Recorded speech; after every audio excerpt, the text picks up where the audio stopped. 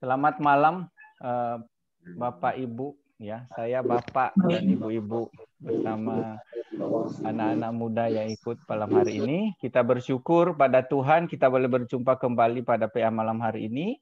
Kita akan segera memulai PA kita, nanti kita akan dipimpin oleh Bu Immanuel ya untuk pujian. Saya silakan kepada Ibu Immanuel.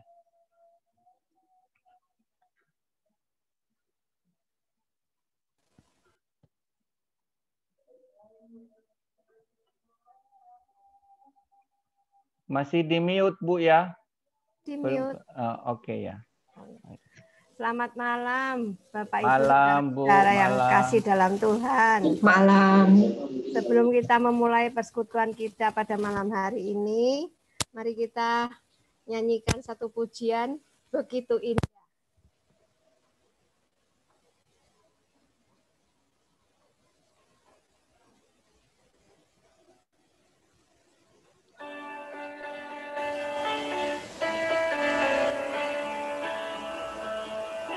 Begitu indah terjalin mesra, satu dalam kasih kita bersaudara. Begitu indah terjalin mesra, satu dalam kasih kita bersaudara. Di dalam kasih Yesus kita bersaudara, tanpa ada rasa curiga dan saling terbuka. Di dalam kasih Yesus kita bersaudara. Mari kita jalin bersama sampai Tuhan Yesus datang kedua kalinya. Di dalam kasih Yesus kita bersaudara, tanpa ada rasa curiga dan saling terbuka. Di dalam kasih Yesus kita bersaudara. Mari kita jalin bersama sampai Tuhan Yesus datang kedua kalinya. Mari kita jalin bersama sampai Tuhan Yesus datang kedua kalinya. Yesus datang kedua kalinya.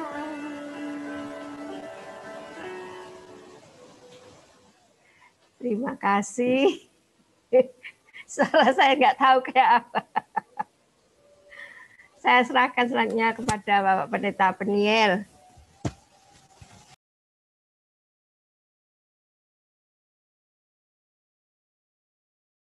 Kita akan berdoa terlebih dahulu. Bapa di sorga, terima kasih untuk segala kasih dan kemurahan Tuhan menuntun kami sampai hari ini. Sekalipun kami harus melewati banyak rintangan, tantangan yang terus menghadang kami di dalam melangkah menuju kepada iman yang sejati. Tetapi kami bersyukur bahwa di tengah-tengah kesulitan itu Allah senantiasa mengingat akan kami. Di saat itulah Tuhan memberikan kami kekuatan untuk melewati seluruh perjalanan yang sulit bagi kami sebagai manusia. Karena itu biarlah hati kami boleh dipenuhi oleh syukur dan keberanian untuk terus melangkah sekalipun ada banyak rintangan dan tantangan. Malam hari ini Tuhan kami akan bersama-sama mendengarkan firman Tuhan. Biarlah Tuhan saja yang akan memimpin, menolong, dan menjagai kami. Terpuji namamu Bapa, di dalam nama Tuhan Yesus kami berdoa. Amin. Pujian yang kedua nanti Bu atau sekarang?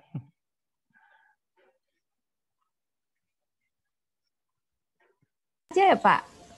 Ya. Nanti saja ya Pak yang kedua. Iya, baik ya setelah doa. Nah, selamat malam sekali lagi Bapak Ibu, kita akan belajar firman Tuhan malam hari ini untuk terus mengingatkan kita ya tentang kebenaran. Kita akan membaca di dalam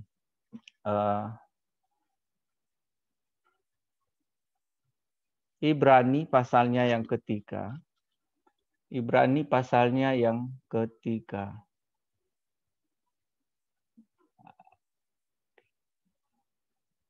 Ayat 1 sampai ayatnya yang ke-6.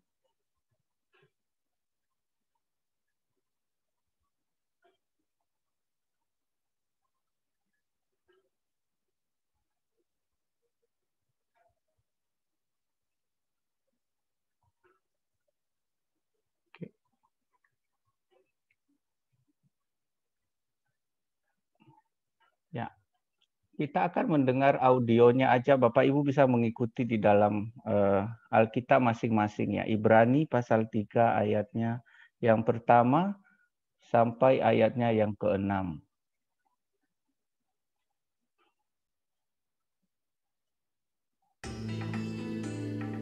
Sebab itu, hai saudara-saudara yang kudus, yang mendapat bagian dalam panggilan surgawi, pandanglah kepada Rasul dan Imam Besar yang kita akui, yaitu Yesus, yang setia kepada Dia yang telah menetapkannya, sebagaimana Musa pun setia dalam segenap rumahnya. Sebab ia dipandang layak mendapat kemuliaan lebih besar daripada Musa. Sama seperti ahli bangunan, lebih dihormati daripada rumah yang dibangunnya. Sebab setiap rumah dibangun oleh seorang ahli bangunan. Tetapi ahli bangunan segala sesuatu ialah Allah. Dan Musa memang setia dalam segenap rumah Allah, sebagai pelayan untuk memberi kesaksian tentang apa yang akan diberitakan kemudian. Tetapi Kristus setia sebagai anak yang mengepalai rumahnya. Dan rumahnya ialah kita. Jika kita sampai kepada akhirnya, teguh berpegang kepada kepercayaan dan pengharapan yang kita megahkan. Ya. Demikian ya untuk bacaan dari Ibrani 3 ayat 1 sampai ayatnya yang ke-6. Nah, Bapak Ibu yang terkasih di dalam nama Tuhan, kita memang harus sadari ya. Kita sadari bahwa di zaman ini ya, tantangan hidup itu tidak semakin ringan gitu ya. Ya, tidak semakin ringan. Sebentar. Tidak semakin ringan, tetapi kita akan menghadapi berbagai tantangan yang sangat besar ya di dalam kehidupan ini ya. Malam hari ini kita akan membahas tentang tantangan hidup orang Kristen ya, tantangan hidup orang Kristen.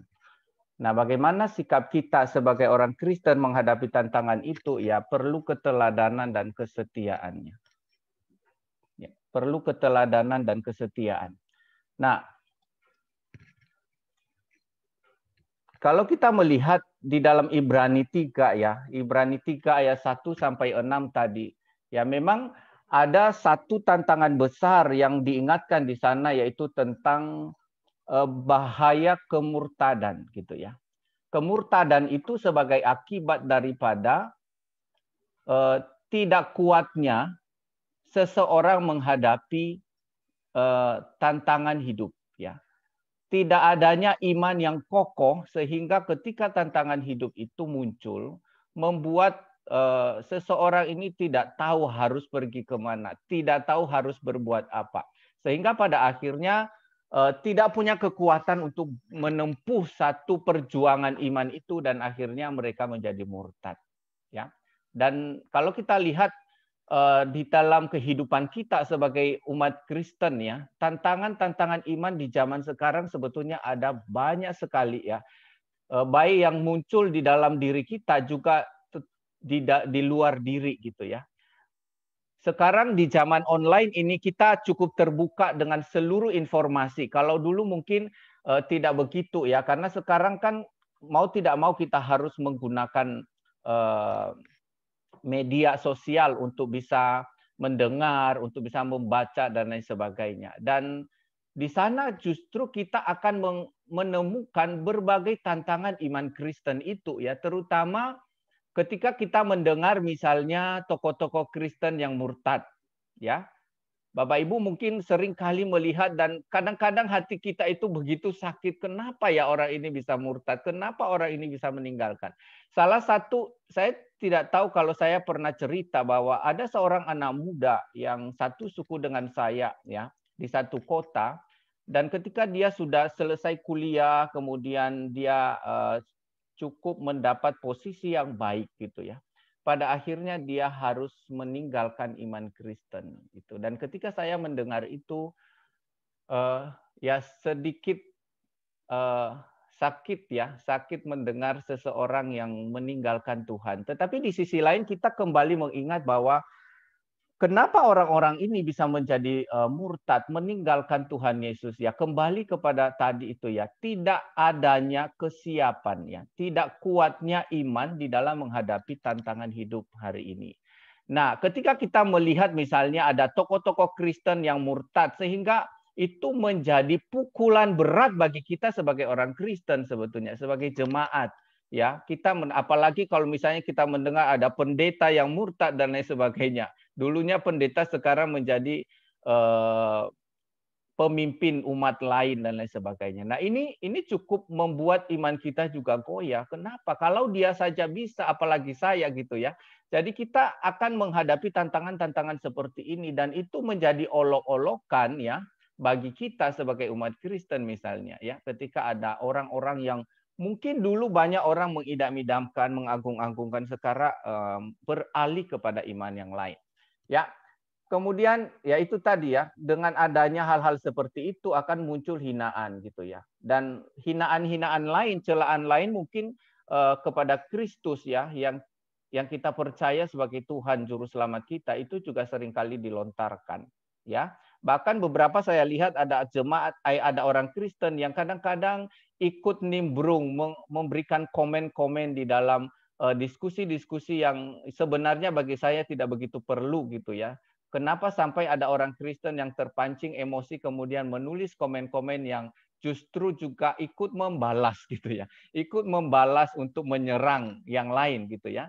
Memang di dalam media sosial itu ada banyak perdebatan-perdebatan ya yang menimbulkan adanya hinaan, adanya celaan. Namun sebagai orang Kristen bagaimana kita harus bersikap ya di dalam tantangan iman ini. Nah, ditambah dengan ajaran-ajaran sesat ya. Ajaran-ajaran sesat yang membingungkan. Maka di dalam pasal 2 yang lalu saya sudah sampaikan kepada kita, mengingatkan kembali Bapak Ibu bahwa karena itu harus lebih teliti kita memperhatikan apa yang telah kita dengar, gitu ya. Di dalam pasal 2 ayat 1 oleh penulis Ibrani mengingatkan jemaat pada waktu itu dan kita semua tentunya agar kita lebih teliti terhadap apa yang kita dengar. Karena apa? Berita-berita yang kita dengar itu akan masuk ya ke dalam pikiran kita, perasaan kita, dan itu akan terus berproses di sana. Nah, selagi kita tidak mencoba berusaha untuk mencari tahu kebenaran, maka kita akan terseret oleh perasaan itu, terseret oleh pikiran itu, sehingga muncullah akhirnya nanti kita disesatkan, kita akhirnya bingung mau ke kiri atau ke kanan, mau maju atau mundur gitu ya. Jadi kita tidak bisa mengambil satu sikap yang ini. Nah, ini tantangan-tantangan Kristen di zaman sekarang. Belum lagi misalnya penderitaan, adanya sakit penyakit, masalah ekonomi dan lain-lain ya. Saya kira ada banyak contoh-contoh yang menjadi tantangan Kristen hari ini ya. Belum lagi dengan kehidupan keluarga, pekerjaan dan lain sebagainya. Ada banyak yang sebenarnya mencoba menentang ya, menentang istilahnya menantang kita ya, maksud saya menantang kita untuk maju atau mundur gitu ya.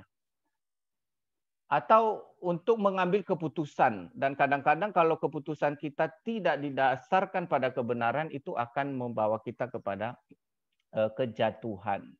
Ya, ada seorang anak muda ya, beberapa waktu terakhir ini ketika kami diskusi dan dia katakan waktu kami bicara-bicara tentang pekerjaan, dia berkata begini bahwa kalau memilih sih saya tidak mau ikut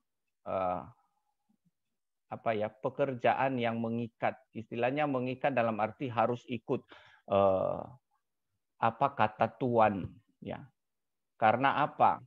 Waktu kita bekerja harusnya iman Kristen mesti dipakai gitu ya. Kita harus menegakkan kebenaran. Dia bilang kadang-kadang waktu kita harus ikut maunya bos, kadang-kadang kalau sebagai accounting misalnya, kita harus disuruh memberi laporan-laporan yang palsu gitu ya. Dan bagi dia merasa aku tidak cocok dengan itu, saya tidak mau. Jadi dia lebih baik bekerja walaupun durasinya pendek-pendek, tetapi dia sebagai tamu di sana yang bisa diundang dan dia punya posisi yang cukup ini. Ya, saya berpikir dengan diskusi itu ya, Bapak Ibu, saya melihat bahwa tantangan Kristen itu begitu berat ya, termasuk di dunia pekerjaan. Dan ini sebetulnya juga mengingatkan kita sebagai orang Kristen ketika kita harus berdiskusi dengan anak-anak muda. Kita mesti harus bertanya seperti apa sih di pekerjaan, tantangan-tantangan pekerjaan apa. Jangan mereka hanya bercerita tentang tantangan pekerjaan yang berat, capek, dan lain sebagainya. Tetapi tantangan sebetulnya yang perlu mereka harus tahu adalah bagaimana Anda bekerja di dalam kebenaran gitu ya. Bagaimana mereka harus bekerja di dalam kebenaran. Dan ini pilihan yang sulit ya. Ini mempertaruhkan pekerjaan sebetulnya. Ya, antara memilih kesetiaan kepada Tuhan atau ya nyaman aja supaya saya bisa makan, supaya saya bisa hidup. Ya. Tapi minimal dengan hal ini kita bisa memperlengkapi diri dan juga generasi selanjutnya untuk terus bergumul di hadapan Tuhan. Karena di sekitar kita ada berbagai tantangan yang harus kita hadapi dan disitulah iman Kristen itu diuji gitu ya. Iman Kristen itu diuji di saat kita melakukan satu pekerjaan nyata, ya. Jadi kami dulu di sekolah teologi kami berpikir kenapa harus ada praktek setahun ya. Kenapa harus ada praktek setahun? Kuliah 4 tahun, praktek setahun gitu ya. Nah, itu dibutuhkan apa? Bahwa disitulah secara nyata kita bisa menuangkan pengetahuan yang sudah kita dapatkan selama 4 tahun itu. Gitu ya. Dan waktu kita mempraktekkan secara nyata, benarkah antara teori kebenaran itu bisa dilakukan di lapangan dengan setia? Jangan sampai teori kita begitu indah, begitu benar gitu ya. Tapi pas diperhadapkan dengan dunia nyata begitu susah, begitu sulit ya. Yang paling dekat sebetulnya adalah di dalam kehidupan keluarga gitu ya. Tadi pujian yang kita nyanyikan itu cukup menarik saya juga ya, tentang kasih ya. Bagaimana kita saling mengasihi, saling terbuka ya. Itu dikatakan sampai Yesus datang kedua kali gitu ya. Kasih itu mesti dipraktekkan sampai Yesus datang kedua kali. Pertanyaannya adalah, sanggup nggak kita melakukan itu? Ya. Sudahkah kita benar-benar mengerjakan itu? Itu menjadi perenungan dan saya katakan itu menjadi tantangan iman Kristen. Ya, hari ini bagaimana dia mengaplikasikan apa yang sudah didengar kepada satu kehidupan yang nyata. Waktu kita dengar, kadang-kadang kita hanya berperang dengan diri kita. Antara ikut atau tidak ikut, ya selesai. Kalau kita tidak mau dengar, ya kita tutup aja telinga begitu ya. Tetapi setelah kita dengar, tantangan akan jauh lebih berat. Karena apa? Itu akan dibawa masuk ke dalam dunia nyata. Kehidupan nyata. Dengan keluarga, dengan sesama jemaat, dengan lingkungan dan lain sebagainya. Nah, disitulah mulai sebetulnya tantangan itu akan kita hadapi, ya. Dan saya melihat itu masing-masing kita pasti mengalami hal yang sama. Nah, saudara-saudara para penulis Alkitab, kalau kita baca dari Kejadian sampai Wahyu, ya khususnya di dalam Ibrani ini, ya, tentu punya cara tersendiri untuk menjawab tantangan iman ini, yaitu baik tantangan dari pihak luar maupun dari dalam, apa yang menjadi cara daripada yang disampaikan oleh kebenaran melalui para penulis Alkitab, yaitu harus ya setiap orang Kristen harus memperkuat iman, ya, harus memperkuat imannya, ya. Jadi orang-orang Kristen mesti diperlengkapi, dan ini sudah diberikan oleh Tuhan kepada kita, ya.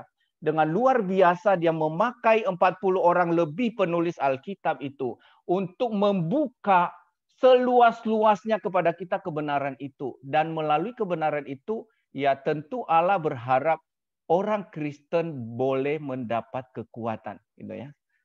Nah, sayangnya seringkali kita mengabaikan itu, ya.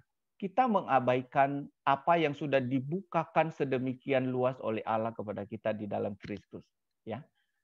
Kalau kita lihat Alkitab ini adalah anugerah, gitu ya. Alkitab ini di mana Allah menyatakan dirinya mau bicara. Bayangkan Bapak Ibu, ya, kalau kita lihat menghadapi umat Israel yang tegar tengkuk sampai akhirnya, ya, Allah harus berdiam diri selama berapa tahun? 400 tahun, gitu ya. 400 tahun Allah berdiam diri sampai akhirnya nanti Yesus lahir ke dunia, itu ya. Jadi dari Maleakhi terakhir itu sampai nanti Matius, ya. Itu 400 tahun, walaupun di Alkitab kita hanya 1 lembar yang jadi pembatas. Tetapi nilai 1 lembar itu 400 tahun. Ya, kita melihat bagaimana Allah itu mendidik umat manusia bahwa kira-kira, ya, kalau misalnya Allah kamu tolak, kebenaran kamu tidak terima, hidupmu seperti apa, ya? Seperti apa? Kita sebagai orang tua kadang-kadang juga mendidik anak seperti itu, ya. Kita kadang-kadang biarkan, sudahlah, kamu coba dengan caramu. Dan pada akhirnya kita melihat bahwa mereka kembali menyadari bahwa cara mereka ternyata tidak pas, tidak cukup untuk memberikan jawaban bagi mereka. Dan di situ ada sebuah kebahagiaan bagi kita untuk bisa menunjukkan kebenaran itu. Tetapi kita bersyukur, saya katakan tadi, bahwa di tengah-tengah tantangan yang sedemikian rupa, di mana dosa begitu menguasai manusia, Bapak Ibu, sampai akhirnya manusia melawan Allah. Tetapi di saat yang sama Tuhan beranugerah untuk kembali bicara kepada kita. Melalui siapa? Tidak lagi melalui nabi-nabi, tetapi melalui putranya sendiri, Yesus Kristus. Dengan tujuan apa? Supaya apa? Orang-orang Kristen, orang-orang yang percaya kepada Tuhan tidak binasa. Tetapi catatannya adalah setiap orang percaya itu harus memiliki iman yang kuat. Ya, karena di dalam Ibrani 11 ayat 6 dikatakan, Bapak Ibu, tanpa iman tidak mungkin orang berkenan kepada Allah. Tanpa iman tidak mungkin orang berkenan kepada Allah. Nah, karena itu kita hari-hari ini menghadapi tantangan ini. Justru yang jangan kita melakukan seperti apa tadi, ya, mengeluh gitu ya, mengeluh, berdiam diri dan lain sebagainya. Mari kita belajar memperkuat diri. Karena Bapak Ibu, apapun yang kita perjuangkan di dunia ini, ya, kita harus ingat baik-baik. Hanya satu yang akan dicari oleh Tuhan ketika Dia datang pada kali kedua. Adakah iman di bumi ini? Adakah iman di bumi ini? Dia tidak akan cari orang kaya. Dia tidak akan cari orang pintar. Dia tidak akan cari orang yang energik gitu ya. Tetapi katakan, adakah iman di bumi ini? Nah, karena itu melalui pembacaan-pembacaan renungan tiap pagi Alkitab yang kita baca, kita harus menaruh perhatian khusus bahwa kenapa saya harus membaca itu semua? Kenapa Tuhan harus memberikan seperti ini? Berarti tujuan apa? Supaya lewat kebenaran yang kita baca itu, iman kita semakin kokoh. Sehingga kita mampu menghadapi tantangan-tantangan tadi. Ketika ada orang yang hina, ada yang mencela, ada ajaran sesat, ada penderitaan yang kita hadapi, ada kekuatan yang Tuhan beri, anugerahkan kepada kita. Nah, oke ya. Saya lanjutkan Bapak Ibu ya. Di dalam Ibrani 3 ayat 1 sampai 6 ya. Di sana kita melihat bahwa penulis Ibrani mengajak kita ya, orang Kristen, ya, umat Tuhan untuk apa? Tetap setia. Ya, mengajak kita untuk tetap setia. Ya, di dalam ayatnya yang ke-6 ya tadi ya. Ayatnya yang ke-6 dikatakan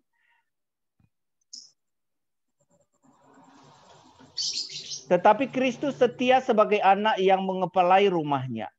Dan rumahnya ialah kita. Jika kita sampai kepada akhirnya teguh berpegang pada kepercayaan dan pengharapan yang kita megahkan. Ya, jadi di situ kita melihat bahwa Allah yang setia itu di dalam Kristus Yesus, ya, telah memberikan teladan kepada kita untuk belajar kepada Kristus menjadi setia. Kenapa, saudara-saudara? Kalau tidak salah minggu lalu juga saya sudah singgung tentang Roma 5 ayat 3 sampai 5 itu ya. Tanpa kesetiaan itu ya, tanpa ketekunan, tidak mungkin kita menjadi orang yang tahan uji.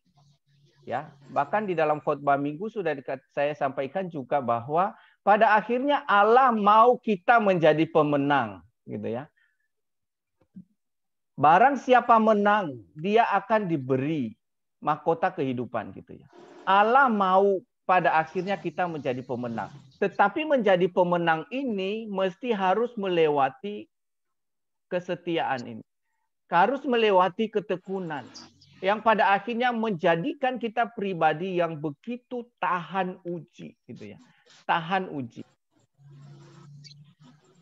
Banyak hal yang sudah kita lewati tentunya Bapak Ibu dalam perjalanan iman kita ya. Kadang-kadang kita bisa sesak nafas menghadapi hari-hari kita ya. Menghadapi perjalanan hidup kita, kadang-kadang kita begitu ketakutan, gemetaran, gelisah dan lain sebagainya. Tetapi setelah kita lewati itu dengan tetap berpegang pada Tuhan, apa yang bisa kita lihat di situ? Ada kebahagiaan tersendiri karena Tuhan telah menyeberangkan kita dari ketakutan, kegelisahan, ketiadaan harapan itu menjadi orang yang tahan uji. Maka dibutuhkan sebuah kesetiaan, Bapak Ibu ya. Itu dibutuhkan kesetiaan dari setiap kita anak-anak Tuhan yang akan membuat kita bisa menjadi orang Kristen yang sungguh-sungguh tahan uji. Permisi saya mau tes dulu habis baterai. Oke, ya. Jadi melalui Ibrani pasal 3 ayat 1 sampai 6 ini mengajak kita sebagai orang Kristen untuk setia, bertahan ya, bertahan di dalam penderitaan. Yang kedua, saudara-saudara, dikatakan bahwa kesetiaan itu bagaimana bisa terbangun gitu ya. Bagaimana kesetiaan itu bisa berjalan dengan baik. Kesetiaan itu tidak hanya bicara kita mencoba bertahan. Ya, satu kali coba dululah begitu ya. 2 kali nanti lihat kuat apa enggak gitu ya. Kesetiaan tidak bicara soal itu ya. Kesetiaan itu mesti didasarkan pada iman yang benar di dalam Kristus ya. Bagaimana kesetiaan Kristus yang telah diteladankan kepada kita saudara-saudara ya. Yaitu dia berani menghadapi salib. Ya, berani menghadapi salib yang menjadi lambang kutukan, salib yang begitu membuat menderita gitu ya. Itu menjadi teladan daripada Kristus. Nah, karena itu waktu kita belajar menjadi orang yang setia kepada Kristus, kita mesti pandang pada Kristus.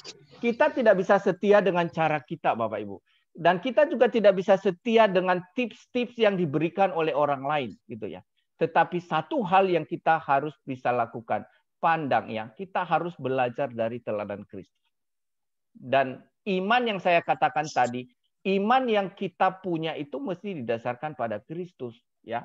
Maka di dalam ayat yang pertama ya dikatakan, sebab itu, hai saudara-saudara yang kudus, yang mendapat bagian dalam panggilan surgawi, pandanglah kepada Rasul dan Imam besar yang kita akui, yaitu Yesus, yang setia kepada Dia yang telah menetapkannya. Ya, yang setia kepada Dia yang telah mengetapkannya. Artinya setia kepada Bapa, Bapak Ibu ya. Jadi Ibrani pasal 3 ayat 1 itu mengajak kita sebagai orang-orang yang telah dipanggil di dalam Kristus untuk tetap setia. Kesetiaan kita harus didasarkan pada teladan Yesus Kristus ya. Teladan daripada Kristus. Itu kita harus membangun kesetiaan seperti itu. Maka saya katakan tadi, di saat kita mengalami kesesakan, di saat kita pengen mau kadang-kadang kalau tantangan begitu berat itu ya sudah berhenti, tidak berbuat apa-apa. Semangat menjadi patah. Ya, semangat kita tidak lagi menjadi menggebu-gebu ya, menjadi pudar dan lain sebagainya, menjadi layu ya. Tetapi penulis Ibrani ini mengajak kita untuk apa? Belajarlah dari kesetiaan Kristus. Sekalipun di dalam waktu dia berdoa menghadapi salib itu ya, di dalam taman Getsemani, dia harus berpeluh itu ya. Bahkan ditulis oleh Lukas itu ya, mengatakan seperti tetes-tetes darah. Betapa Yesus bergumul menghadapi penderitaan itu. Tetapi pada akhirnya ketika dia memandang kepada Bapa yang telah mengutus dia, pada akhirnya dia katakan jadilah kehendak-Mu. Itulah yang harus kita pandang ketika kita belajar menjadi orang yang setia. Memang kadang-kadang sesama orang Kristen ya, perlu juga kita belajar dari kehidupan mereka ya. Mereka yang telah berjuang menjadi setia, kita perlu. Tetapi di atas semua itu, Yesus Kristus jauh lebih penting ya untuk kita bisa teladan. Ya. Dikatakan tadi bahwa Musa juga orang yang setia. Setia kepada Allah yang mengutus dia. Tetapi di atas Musa, Kristus jauh lebih penting, gitu ya. Kristus jauh lebih tinggi dari kesetiaannya, dari jabatannya, dari kedudukannya ya. Sebab dia bukan manusia seperti biasa gitu ya, bukan seperti Musa gitu ya. Tetapi dia adalah anak Allah. Dia adalah anak Allah. Dia adalah Allah dan dia juga adalah manusia. Bahkan dikatakan tadi dia imam besar ya, yang hanya satu kali berkorban untuk menghapus seluruh dosa kita sampai selama-lamanya.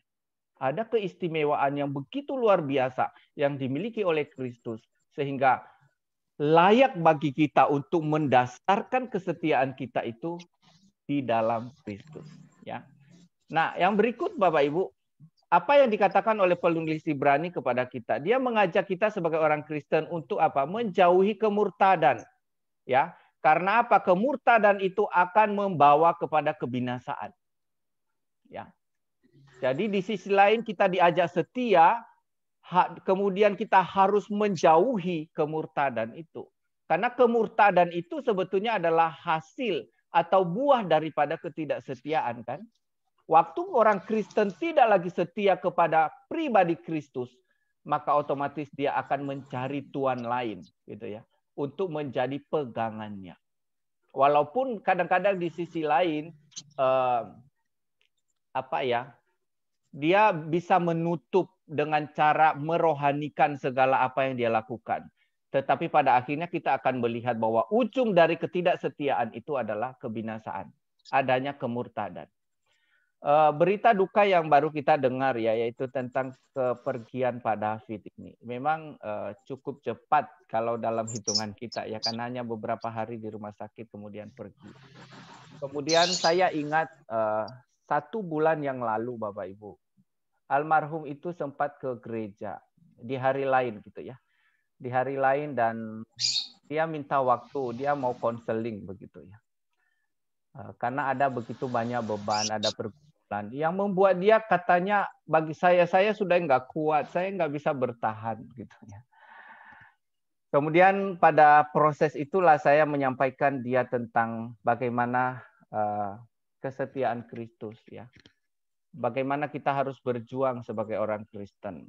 Dan dalam pertemuan sebanyak 2 kali itu ya, memang tidak lama, cukup singkat, Dan pada akhirnya apa yang menjadi diskusi kami dan dia WA saya, puji Tuhan apa yang saya gumulkan sudah ada jalan keluar begitu ya. Ada jalan keluar dan saya percaya itu karena pertolongan Tuhan. Nah, ketika almarhum ini tadi dikabarkan sudah tidak ada, saya ingat peristiwa itu. Ya, saya ingat peristiwa itu dan saya sendiri juga pada akhirnya memiliki semangat baru bahwa memang setiap kita ya, orang Kristen ini harus saling menguatkan. Kadang-kadang ada orang yang begitu sulit hidupnya menghadapi tantangan hidup ini. Sehingga pada akhirnya kemurtadan itu menanti mereka. Tetapi kita bersyukur bahwa setiap orang yang ada di dalam Kristus, dia akan beroleh apa? Kekuatan ya, yang bisa meneguhkan dia di saat-saat mengalami kesulitan itu. Ya. Nah, kenapa kita harus setia, Bapak Ibu ya? Di situ sudah digambarkan dasar kebenaran. Ya, oleh penulis Ibrani ini mengingatkan kita bahwa kenapa kita harus setia kepada Kristus daripada yang lain. Ya, karena dikatakan Kristus lebih tinggi dari utusan manapun. Ya. Yang diutus oleh Allah. Ya, baik itu malaikat-malaikat, para nabi, Musa dan lain-lain. Dari segala sesuatu yang dipakai Allah di dunia ini ya, termasuk para nabi itu dikatakan Kristus jauh lebih tinggi ya. Dan dari ayat-ayat yang kita baca tadi sudah digambarkan bahwa Musa hanyalah hamba. Memang tidak dapat kita pungkiri bahwa dia adalah hamba yang setia kepada Allah. Dia sungguh-sungguh beriman kepada Allah. Tapi dikatakan dia hanyalah hamba. Sementara Yesus adalah anak Allah yang setia kepada Bapa. Dia adalah anak. Dia jauh lebih tinggi daripada Musa. Yesus adalah ahli bangunan. Tadi sudah dikatakan. Yesus adalah ahli bangunan dari segala sesuatu. Tetapi Musa hanyalah bagian dari bangunan itu. Bahkan dikatakan bahwa kitalah bangunan Allah itu. Nah, kalau kita sadar Yesus Kristus yang mengepalai rumah yang menjadi bangunan Allah. Dan kita adalah bangunan itu, saudara-saudara. Maka kita mestinya harus tunduk kepada sang pemilik bangunan itu. Ya, siapa kita, Bapak? Bangunan itu bisa dihancurkan dalam waktu tertentu. Ya, kemah ibaratnya digambarkan sebagai kemah yang bisa dibongkar. Ya, sewaktu-waktu bisa dibongkar kemah itu. Karena apa? Kita tidak selamanya ada di dunia ini. Maka harusnya kita menundukkan diri kepada sang pemilik bangunan itu. Ya, maka bagi orang-orang yang suka berontak kepada Tuhan, ini memang sangat menyedihkan ya, menyedihkan hati. Bagaimana mereka mencoba menjadi tuan daripada sang pemilik bangunan itu sendiri. Tidak ada ketertundukan. Dan perbedaan lain kalau kita lihat dikatakan Musa mediator di dalam perjanjian lama antara Allah dan umat Israel. Sementara Kristus adalah mediator di dalam perjanjian baru antara Allah dan seluruh umat. Gitu ya. Dan kalau kita lihat Musa juga menjadi mediator tetapi hanya bagi satu bangsa, Israel. Tetapi Yesus menjadi mediator bagi seluruh bangsa atau dunia. Nah, dari poin-poin ini saudara-saudara mengingatkan kita bahwa betapa dahsyatnya Kristus sebetulnya dalam hidup kita. Seseorang yang menyia-nyiakan Kristus dalam hidupnya, itu berarti dia tidak mengerti kebenaran ini. Maka saya berharap dan kita semua berharap sambil kita belajar taat kepada Tuhan bahwa ketika kita mendengar betapa hebatnya Kristus dalam hidup kita, maka kita harus semakin tunduk kepada Dia. Kita bangga, kita punya Allah yang hebat, yang dahsyat. Tetapi di sisi lain kita juga harus memberi diri dipimpin oleh Allah yang hebat itu. Kadang-kadang orang Kristen begitu bersuka cita, Allah hebat, luar biasa. Tapi di sisi lain mereka tidak mau memberi diri dipimpin. Lalu yang hebat siapa? Di sisi lain kita mau mengaku Yesus sebagai Raja yang hebat, yang dahsyat. Tapi di sisi lain kita merajai diri sendiri. Berarti kita menjadi saingan daripada Kristus. Ya, kita menjadi saingan daripada Kristus. Nah, karena itu saudara melalui poin-poin ini sebetulnya mengingatkan kita bahwa Kristus lebih tinggi dari siapapun. Mari kita belajar untuk menundukkan diri kita kepada Dia yang memimpin hidup ini, ya, yang tertinggi dari segala sesuatu itu. Nah, di dalam Ibrani 3 ayat 1 tadi Bapak Ibu ya, kembali lagi ke atas karena memang kita memfokuskan kepada kesetiaan ini ya. Dikatakan di ayat 1 itu bahwa mengajak orang Kristen untuk memandang kepada Kristus, ya, memandang kepada Kristus. Nah, di dalam bahasa Yunani, pandanglah itu ditulis dengan kata noesate. Kata noesate, bukan sate ya Bapak. Ada kata noesate gitu ya. Oke, kata noesate ini diartikan memperhatikan dengan cermat. Jadi waktu kita membaca pandanglah kepada Tuhan atau pandanglah kepada Yesus berarti kita diajak apa? Memperhatikan dengan cermat. Memusatkan perhatian, menandai dengan penuh perhatian. Jadi tidak boleh melakukan sesuatu yang lain. Ketika kita dalam tantangan hidup sebagai orang Kristen, saudara-saudara, kita berada di dalam penderitaan. Ya, firman Tuhan katakan pandanglah kepada Yesus. Ya. Kalau sudah dikatakan pandanglah kepada Yesus, berarti kita tidak boleh lagi memfokuskan perhatian pada persoalan kita. Ya, kadang-kadang justru ketika kita diajak memandang Kristus itu, kenapa akhirnya menjadi begitu sulit? Karena kita memandang Kristus sambil memandang masalah kita, gitu ya. Akhirnya apa? Pusing atas bawah gitu ya.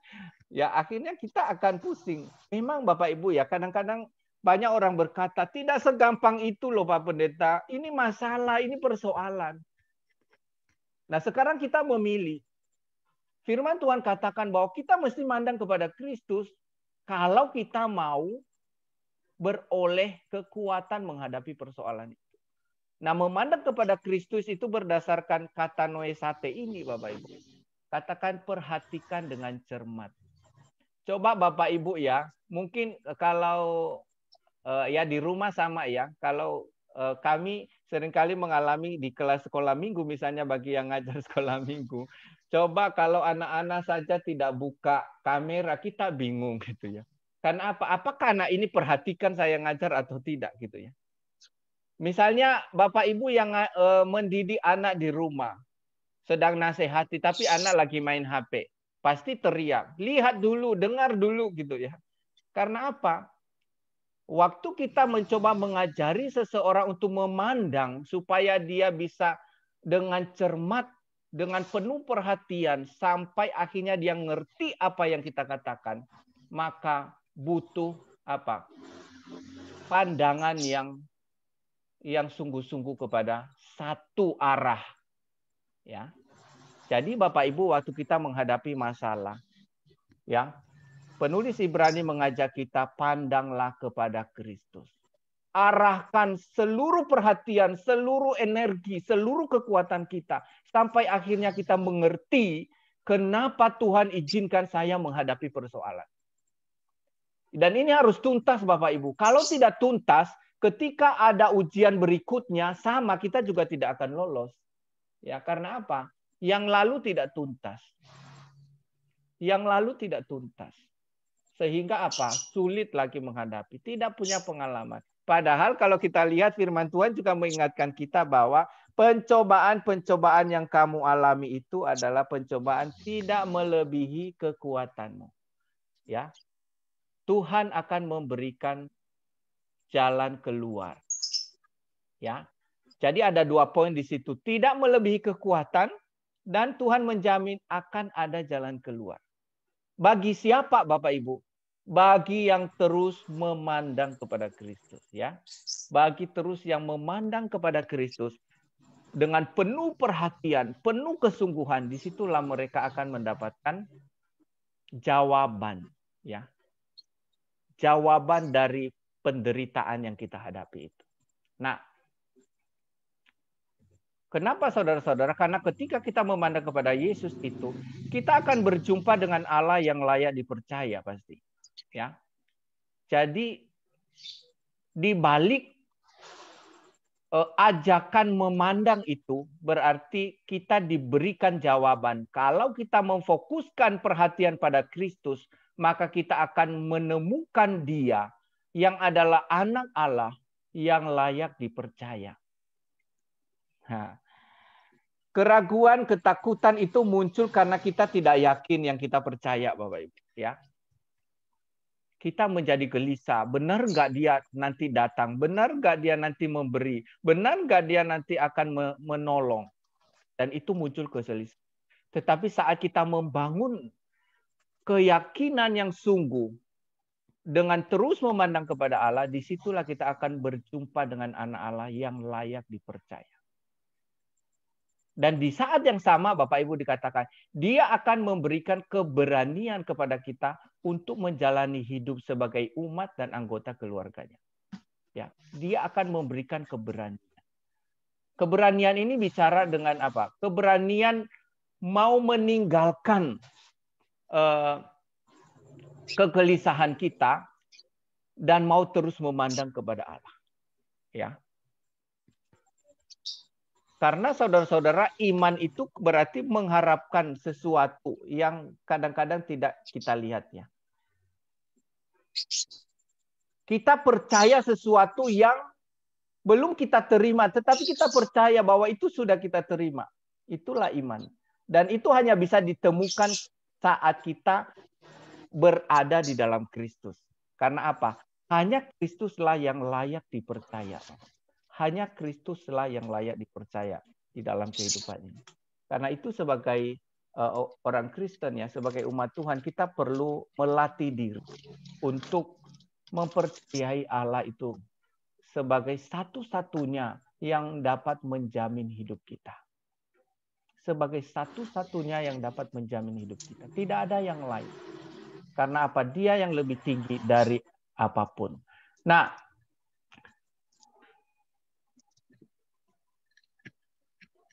hal-hal lain yang memang yang dibandingkan oleh penulis Ibrani ini ya, kenapa kita harus memandang terus kepada Kristus ya? Karena ada teladan kesetiaan yang Dia berikan kepada kita ya. Dan kemudian juga ada keteladanan di dalam ketekunan ya, di dalam Ibrani 12 ayat 3 dan dikatakan jika seseorang teguh imannya dan kuat harapannya di dalam Kristus, maka mereka tidak gampang termakan hujatan, tidak gampang termakan hinaan, tidak gampang juga murtad. Ya.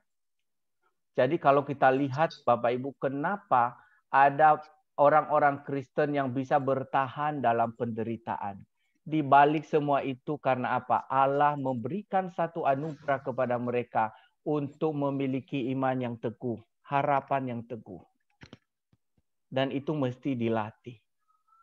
Ujian itu melatih kita. Kesengsaraan itu melatih kita menjadi orang yang tekun. Dan ketika ketekunan itu terus kita kerjakan, pada akhirnya ada tahan uji.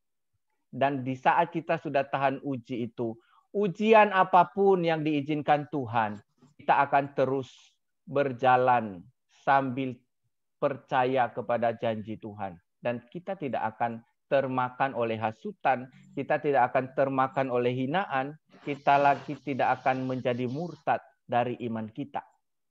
Ya. Karena Bapak Ibu betapa bahayanya seorang yang murtad itu ya. Jadi kita tidak boleh bermain-main dengan istilah murtad ini ya. Karena kemurtadan itu ya sudah diingatkan di dalam Ibrani. Nah, kalau dibaca nanti di dalam Ibrani 3 ayat 7 sampai pasal 4 ayat 13, Bapak Ibu, mungkin nanti pada pertemuan berikutnya kita akan bahas lebih jelas. Bagaimana digambarkan di sana saat orang Israel di padang gurun itu ya, mereka tidak mau percaya kepada Allah. Dan di saat yang samalah Allah membunuh mereka semua, generasi yang keluar dari Mesir itu, sehingga mereka tidak menikmati tanah Kanaan. Kenapa? Karena kemurtadan itu akan membawa orang pada penghukuman dan kebinasaan. Ya. membawa kita pada penghukuman dan kebinasaan. Nah, karena itu saudara-saudara yang terkasih di dalam Tuhan, kita semua harus membangun diri di dalam kebenaran. Karena hanya kebenaran itulah yang bisa memberikan kita jawaban untuk bisa berharap kepada Kristus. Ya, memang tidak gampang menjalani hidup hari-hari ini, ya. Dan saya sudah sering ingatkan baik kepada anak-anak muda atau kepada siapapun yang juga kepada kita di dalam PA-PA ini, bahwa dunia ini tidak semakin baik, ya. Walaupun banyak prediksi-prediksi mengatakan bahwa nanti tahun sekian akan ada seperti ini, tetapi semakin dunia maju, tantangan iman Kristen semakin besar. Bagi orang Kristen yang bertahan dengan setia, penderitaan ini tidak akan lepas dari hidup kita. Karena apa? Kita melawan kuasa-kuasa dunia ini yang tidak akan pernah berhenti. Kita melawan kuasa-kuasa penggoda di dunia ini yang tidak akan pernah berhenti. Tetapi bagi yang mau ikut arus, memang tidak akan merasakan tantangan seberat itu. Karena apa? Ya jalan aja, mengalir apa adanya. Nah, kita mesti memilih. Kalau dunia semakin rusak, kalau tantangan iman Kristen semakin berat, saya pun ada di dalamnya, bukan? Kita ada di dalamnya. Lalu bagaimana agar tantangan itu tidak sampai membuat iman saya menjadi hilang? Membuat iman saya menjadi ciut dan mengecil sampai saya akhirnya menjadi murtad. Maka Tuhan mengingatkan kita, seorang Kristen harus memilih jalan kebenaran. Dengan jalan kebenaran itulah iman kita dikuatkan. Kita bisa berjumpa dengan Allah yang layak dipercaya. Dan di saat yang lama, kita bisa dikuatkan oleh Allah. Tidak ada sesuatu yang bisa kita harapkan di dunia ini, Bapak. Kecuali jaminan daripada anak Allah itu sendiri, yaitu Yesus Kristus. Dia satu-satunya jalan kebenaran. Dia satu-satunya jalan kehidupan. Bagi siapa yang percaya kepadanya, tidak akan binasa. Ya, tidak akan binasa. Tubuh ini bisa binasa sebagai konsekuensi dari dosa. Ya, karena apa? Upah dosa adalah maut. Di dalam Roma 3 ya ayat 23. Roma 6 ayat 23. Upah dosa adalah maut. Ya, tetapi bagi siapa yang memperoleh kasih karunia Allah itu akan mendapat hidup yang kekal. Nah, hari ini kita bersyukur ya, saya dan Bapak Ibu ini telah mendapat anugerah Allah. Tetapi apakah berhenti pada itu? Tidak. Berjuang ya. Kita mesti berjuang. Saat kita lemah, teruslah berjuang karena kita akan ditopang oleh Allah sebagai sumber pengharapan itu, sumber kekuatan itu. Tidak ada kata berhentilah. Saat kita berhenti, disitulah kelemahan kita akan dipertontonkan, gitu ya. Sekalipun ada begitu banyak tantangan, Bapak Ibu, mari kita tetap berjuang.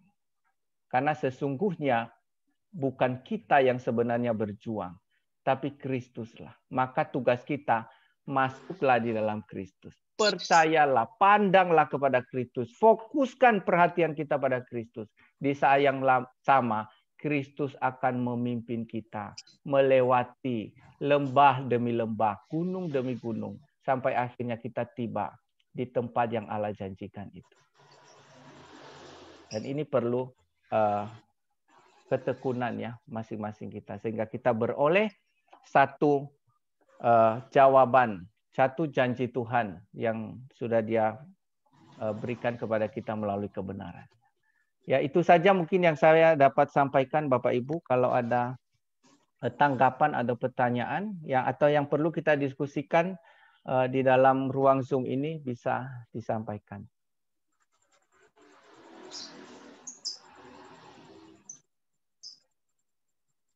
Adakah? Ya Pak, selamat malam Pak. Malam Pak, terima kasih. Mau bertanya Pak. Ya. Kenapa kita kalau mau setia, mau bertekun, tapi kok timbul rasa malas itu Pak? Oh gitu Pak. Iya Pak. Ya itu tantangan iman tadi. Rasa malas itu tantangan iman. Yang saya cerita tadi kan kebanyakan tantangan luar, ajaran palsu, ya. Kemudian orang-orang yang tidak taat pada Kristus. Nah, sekarang yang saya katakan tadi, mendengar ya.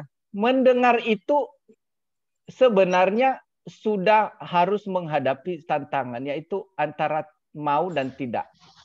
Antara mau taat dan tidak mau taat. Itu sudah. Jadi saat dengar kebenaran saja kita sudah harus berjuang sebetulnya. Nah, waktu kita dengar ya, ketika mendengar kebenaran itu, perjuangan apa yang sebetulnya kita mau lakukan. Nah, tapi sebelumnya begini Bapak Ibu. Kita mesti mendengar alasan, menemukan alasan kenapa saya harus mengasihi misalnya. Ya.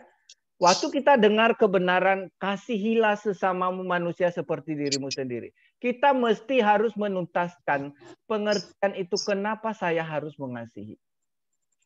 Waktu kita diajak misalnya bertobatlah, kita mesti harus juga mengerti kenapa harus bertobat. Dan banyak hal lagi yang harus diajarkan kepada kita misalnya.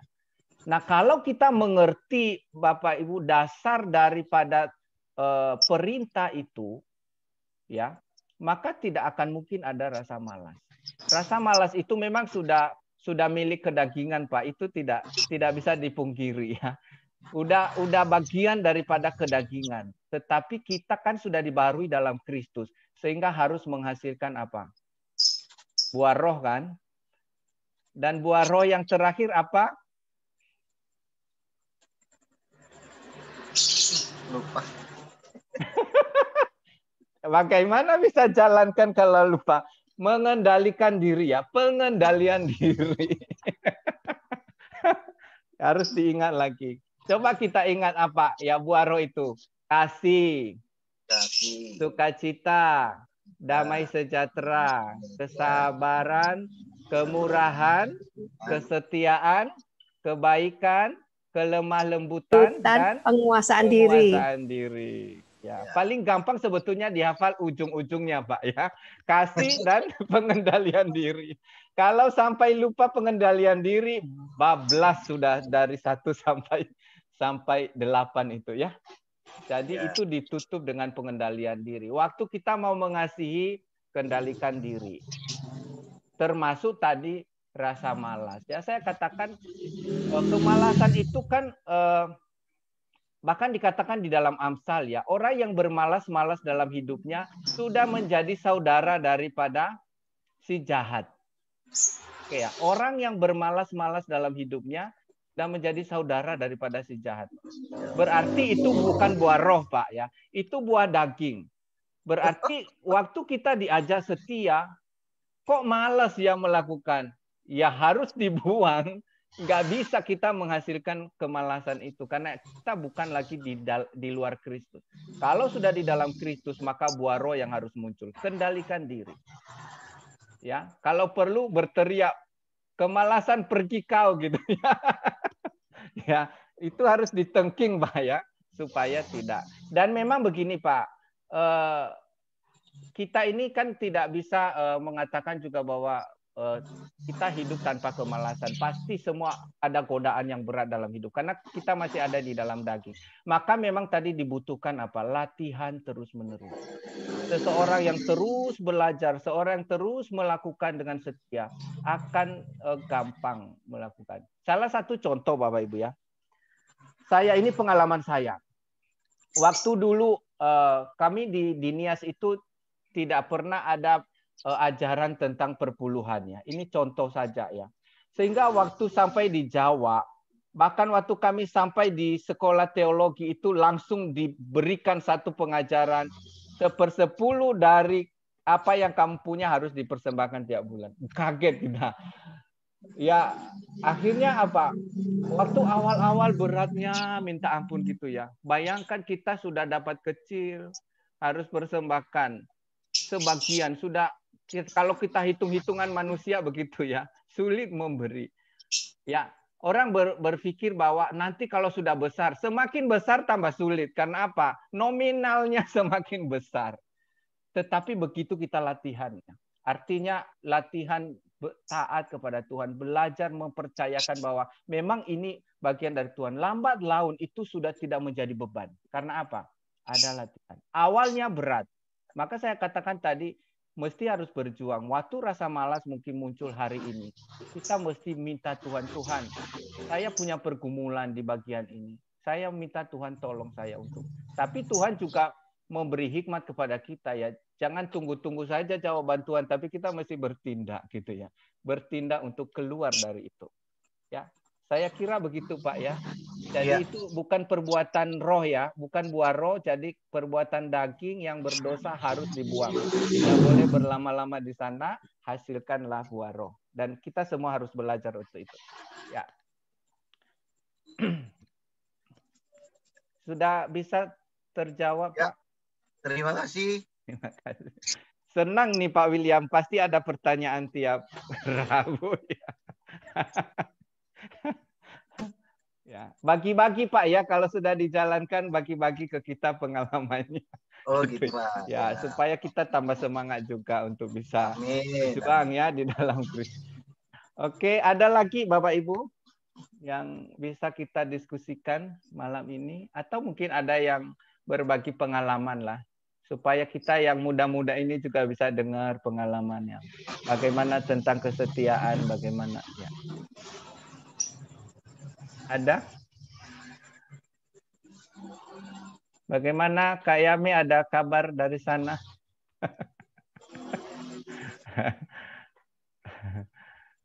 Nggak ada. Oh, nggak ada. Oke ya, sudah tambah sehat ya? Iya, lumayan. Nggak tahu besok nanti cek. Oh, ada cek ya. Ya, semoga berjalan baiklah ya. Kita terus doakan. Baik, kalau tidak ada saya kembalikan ke Bu Immanuel untuk bisa memimpin kita satu pujian dan nanti kita akan masuk di dalam doa syafaat. Ya.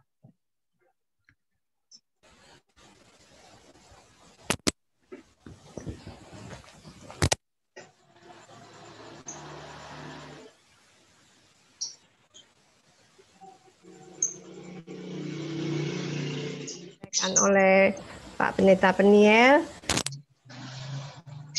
kita memuji Tuhan kembali dengan pujian terima kasih Yesus.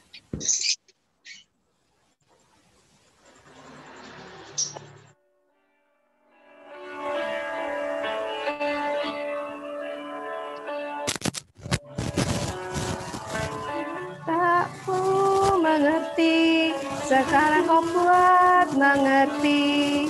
Kau singkapkan mataku dengan kasih-Mu yang tak pernah ku pikirkan. Sungguh Kau telah sediakan, Kau curahkan berkat-Mu limpah dalam hidupku. Terima kasih Yesus. Terima kasih Yesus. Ku beri syukur hanya bagi-Mu, ya Allahku, ya Tuhanku. Terima kasih Yesus. Terima kasih Yesus. Ku beri syukur hanya bagi-Mu. Terima kasih Yesus. Ku beri syukur hanya bagi-Mu. Terima kasih Yesus.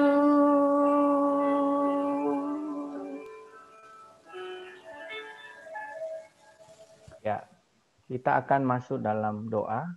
Kita pertama-tama berdoa untuk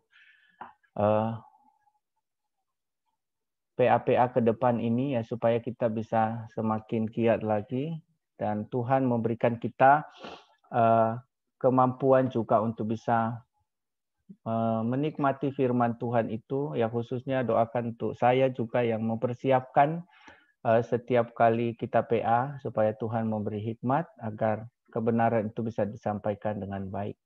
Kemudian juga berdoa untuk keluarga duka ya, khususnya untuk keluarga almarhum Pak David, doakan tubuh David dan anak-anak dan keluarga besar.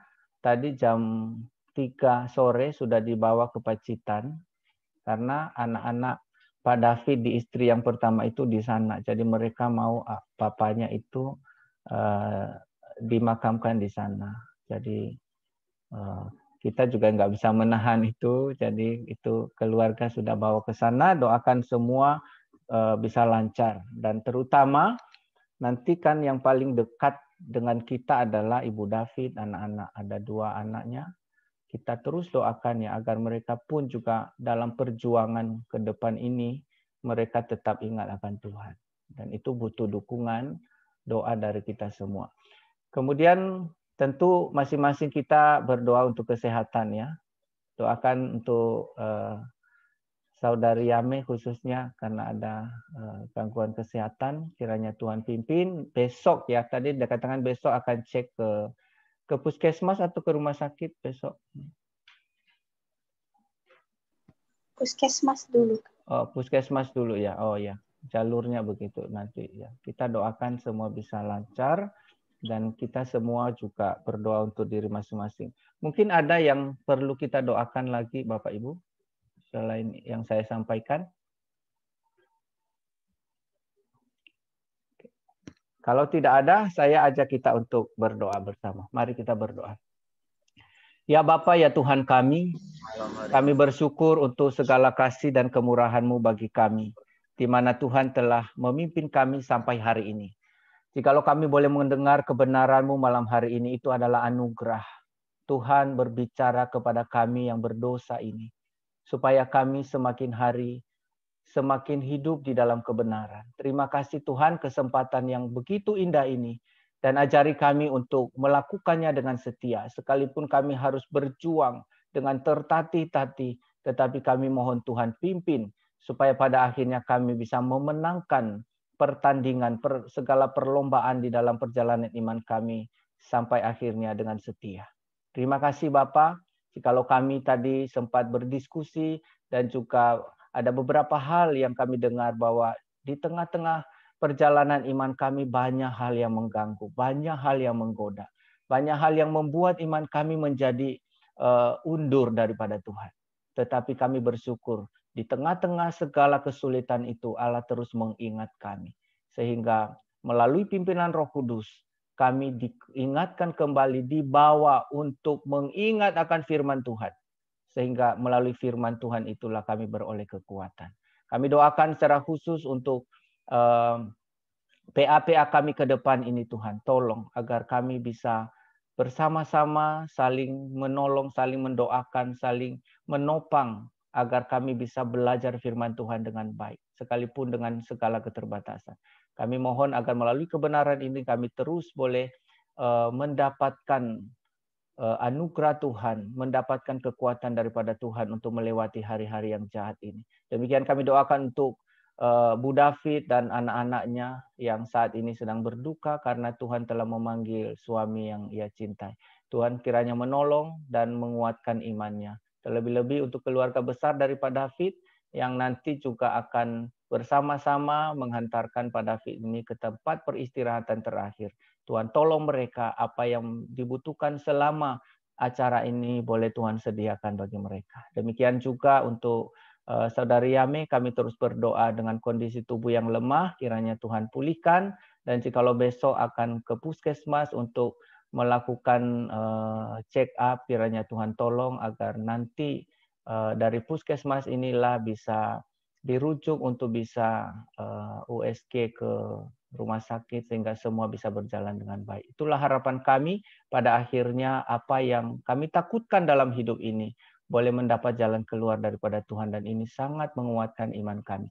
Demikian juga kami berdoa Tuhan untuk setiap jemaah yang sudah hadir dalam Zoom ini, bahkan mereka yang tidak hadir, kiranya Tuhan tolong dalam setiap pergumulan yang dihadapi, Tuhan yang akan memimpin sehingga iman kami semua boleh tetap kokoh di dalam Kristus Yesus. Terpuji namamu Bapa, kami serahkan kehidupan kami dan jam istirahat kami malam hari ini di dalam nama Tuhan Yesus Kristus. Amin.